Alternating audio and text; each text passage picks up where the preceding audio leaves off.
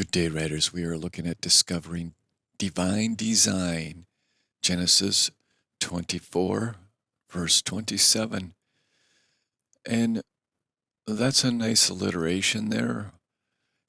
And the reality is, it is all about you, that divine design, and yours for the discovering. And that's going to be today's exercise.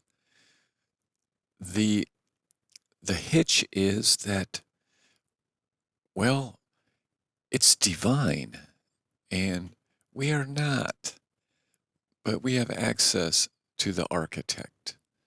And today we're going to be seeking that out in going to God with some looming questions. Perhaps we don't even know they're there yet. Perhaps we know they're there and can't formulate them. But today we're going to be, I guess, having that discussion with God, even if it's a bit awkward starting out. The idea that Mr. Chambers brings to us today is one of his resounding themes that the ordinary is the best for us. The ordinary is ripe for the harvest in terms of discovering God and discovering God's character, so that don't be in a panic if you have been wondering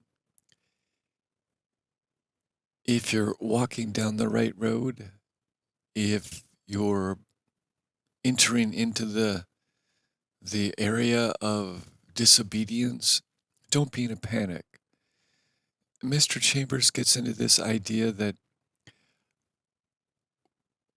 we have to humble ourselves and not be frantic about it. He gets into the idea that, well, it's a bit provocative calling Jesus one of the most inconsistent people on the planet.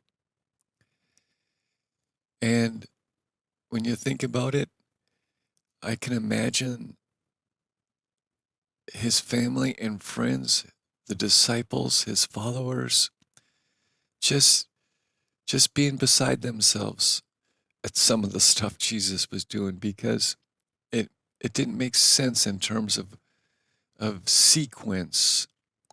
It didn't make sense in terms of what or who they thought Jesus was. But that's how the Spirit leads us.